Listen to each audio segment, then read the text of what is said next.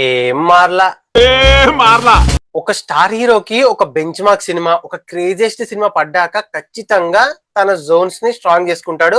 Are అయితే తనకు ఒక స్ట్రాంగ్ జోన్ క్రియేట్ అవుద్ది. లైక్ ఫర్ ఎగ్జాంపుల్ ప్రభాస్ కి బాహుబలి తర్వాత సీడెడ్ లో గానీ, ఓవర్సీస్ లో గానీ, నార్త్ లో గానీ ఒక మార్కెట్ సెట్ అయింది, ఒక స్టాండర్డ్ మార్కెట్ సెట్ అయింది. అది ఫ్లాపులు పడ్డా కూడా పడిపోలేదు, కన్సిస్టెంట్ గా పెరుక్కుంటూ పోయింది. సో అలా ఇప్పుడు అల్లు అర్జున్ కి అఫ్ కోర్స్ పుష్ప తర్వాత నార్త్ లో ఇంతకుముందు స్ట్రాంగ్, పుష్ప తర్వాత పుష్ప తర్వాత ఇంకా స్ట్రాంగ్ అయ్యాడు. సో అలా ఇప్పుడు ఫర్ ఎగ్జాంపుల్ మహేష్ బాబు ఒక్కడి తర్వాత నైజాం లో స్ట్రాంగ్ అయ్యాడు, పవన్ కళ్యాణ్ ఖుషి తర్వాత నైజాం, ఎన్టీఆర్ ఫస్ట్ నుంచి సీడెడ్ లో స్ట్రాంగ్, రామ్ చరణ్ మగధీర తర్వాత సీడెడ్ లో స్ట్రాంగ్ అలా. బట్ కానీ ఇప్పుడు ఈ సిచ్యువేషన్ లో కొన్ని సిచ్యువేషన్స్ తర్వాత కొన్ని సినిమాల తర్వాత కొన్ని పెద్ద లార్జ్ స్కేల్ సినిమాలు, గ్రాండియర్ సినిమాలు, పెద్ద సినిమాలు, పెద్ద డైరెక్టర్ తో సినిమాలు పడ్డాక ఓన్ పర్స్పెక్టివ్ అంటే ఒక వ్యూ పర్స్పెక్టివ్ మారింది హీరోలది. లైక్ అబ్బాయి సినిమా ఈ డైరెక్టర్ తో పడింది, సో నెక్స్ట్ ఖచ్చితంగా కొడతాడు, అక్కడ స్ట్రాంగ్ అయిపోతాడు అని చెప్పి అనుకున్నాం. కానీ ఏమైందిరా? అది రీసెంట్ గా కొంచెం అటు ఇటు తేడాగా అయింది.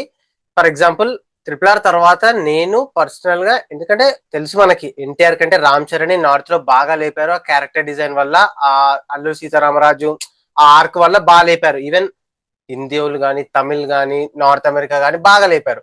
సో దాని తర్వాత వచ్చిన గేమ్ చేంజర్ కి కూడా నార్త్ లో అంతో ఆ టాక్ తో కూడా కలెక్షన్స్ వచ్చాయి.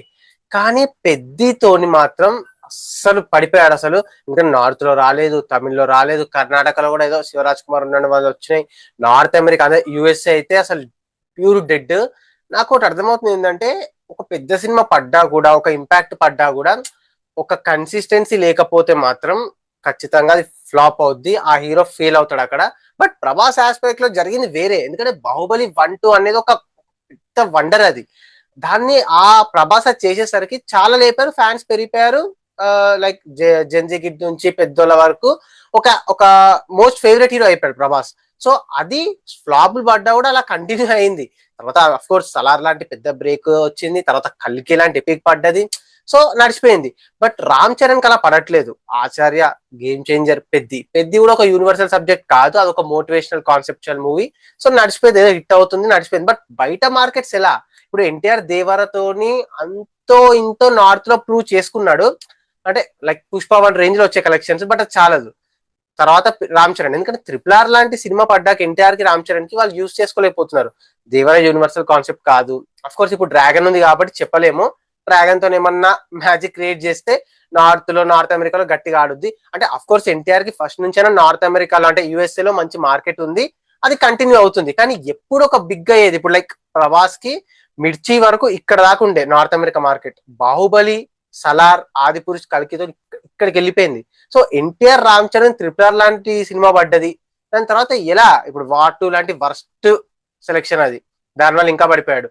రామ్ చరణ్ అయితే అసలు ఒక సినిమా హిట్ అయితే మనకు తెలుసు, ఒక సినిమా హిట్ అయితే 2 సినిమాలు ఫట్ అవుతాయి, ఆ ఫట్ అయిన సినిమాలు కూడా ఘోరంగా ట్రోల్ అవుతాయి. సో ఇది నడవట్లేదు.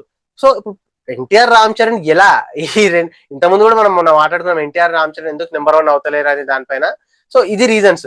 ఇప్పుడు అల్లు అర్జున్ కూడా ప్రూవ్ చేసుకోవాలి, ఎందుకంటే పుష్ప 2 అనేది ఒక మ్యాజికల్ సీక్వెల్, అది నడిచిపోయింది. ఇప్పుడు రాకాతోని తమిళ్ ఎలా ప్రూవ్ చేసుకుంటాడు, తెలుగులో గట్టి కొడుతుంది.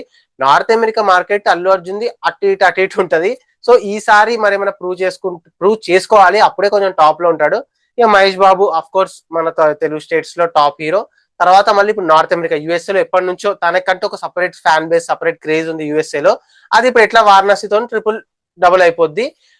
బట్ చాలుద్దా వారణాసి అనేది ఎంతవరకు, అంటే ఆయనకి ఎంతవరకు క్రియేట్ వస్తుంది. దాని తర్వాత సందీప్ రెడ్డి వంగ అంటున్నారు, బుచ్చిబాబు అంటున్నారు, అవి ఇంకా వారణాసి కాకపోయినా వారణాసి ఆ రేంజ్ లో ఆ లెవెల్ వరకు కొట్టాలి. So at the end of the day ఏంటంటే, ఎన్ని పెద్ద మ్యాచెస్ట్ సినిమాలు పడ్డాయి ప్రెసెంట్, కొన్ని ప్లేసెస్ మాత్రం వీళ్ళకంటూ సెట్ అయిపోయాయి, ఇక అవి ఎవరు బ్రేక్ చేయలేడు. ఎన్ని RRR పడిని, ఎన్ని పడని, వారణాసిలు పడినా కూడా సపరేట్. అంటే లైక్ ఇప్పుడు నార్త్ అంటే ప్రభాస్, అల్లు అర్జున్, తర్వాత మహేష్ బాబు, వారణాసి హిట్ అయినా కూడా వీళ్ళ రేంజ్ కి వెళ్తారా అంటే నా డౌటే. నార్త్ అమెరికా అంటే యుఎస్ఏ, ఓవర్సీస్ మహేష్ బాబు, ప్రభాస్ మహేష్ బాబు వీళ్ళకే ఉంటది. అండ్ తర్వాత ఎన్టీఆర్ వస్తాడు. ఇక నార్త్ అనేది ఇదే ఇంతే, మళ్ళీ కర్ణాటక అనేది మళ్ళీ ఎన్టీఆర్ కే, ఇది ఇక ఫిక్స్. ఎందుకంటే రామ్ చరణ్, పెద్ది, శివరాజ్ కుమార్ వల్ల ఏదో వచ్చాయి, కానీ ఎన్టీఆర్ మాత్రం కర్ణాటక, అంటే కర్ణాటకలో ఎన్టీఆర్ కి, ప్రభాస్ కి బాగా మార్కెట్ ఉంది. సీడెడ్ లో ఎన్టీఆర్, అఫ్ కోర్స్ ప్రభాస్, రామ్ చరణ్ వీళ్ళు వస్తారు. అండ్ నైజాం లో అయితే ఇది డెడ్, ఇంకా లైక్ ఎట్లా అంటే ఫిక్స్ ప్రభాస్ ఇప్పుడు ప్రెసెంట్, తర్వాత అల్లు అర్జున్, ఇప్పుడు మహేష్ బాబు అంటే రీజనల్ పరంగా ప్రూవ్ చేసుకున్న హీరో కాబట్టి వీళ్ళిద్దరి కంటే ఒక కొంచెం ముందు ఉంటాడు. లైక్ ప్రభాస్, మహేష్ బాబు ఆ లెవెల్లో ఉంటది. ఈ పవన్ కళ్యాణ్ ఎలాగో రిటైర్మెంట్ దగ్గరలో ఉన్నాడు కాబట్టి ఇంక్లూడ్ చేయట్లేదు. ఒకవేళ ఇంక్లూడ్ చేసినా కూడా ఓజీ రన్ చూసిన తర్వాత నాకు ఏ ప్లేస్ లో పెట్టాలో పవన్ కళ్యాణ్ అర్థం కావట్లేదు. అంతా ఇప్పుడు సినిమా అంత టాక్ వచ్చిన సినిమా కూడా చాలా తక్కువ కొట్టింది రీజనల్ సినిమాల కంటే. లైక్ మనశంకర్ వరప్రసాద్ గారు సంక్రాంతికి వస్తున్న రేంజ్ లో కొట్టలేకపోయింది అది.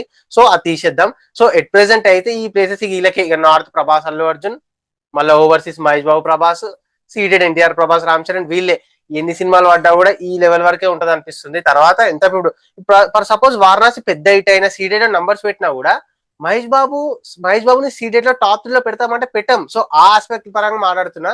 సో అలా మాత్రం ఈ ప్లేసెస్ వాళ్ళకి ఫిక్స్ అయిపోతాయి. సో నెక్స్ట్ ఎన్ని సినిమాలు వచ్చినా, ఎంత పెద్ద సినిమాలు వచ్చినా, ఎంత పెద్ద హిట్ అయినా కూడా. సో అది గైస్ మ్యాటర్. ఏదో చిన్న ఆస్పెక్ట్, ఈ ప్లేసెస్ మారో పెద్ద రేంజ్ చూసిన తర్వాత, రిజల్ట్ చూసిన తర్వాత, బయట చూసిన తర్వాత ఒక బ్రీఫ్ ఇన్ఫో లాగా ఇంకో మంచి ఇంట్రెస్టింగ్ వీడియోతో మళ్ళీ కలుద్దాం. Bye, signing off team cinematic world.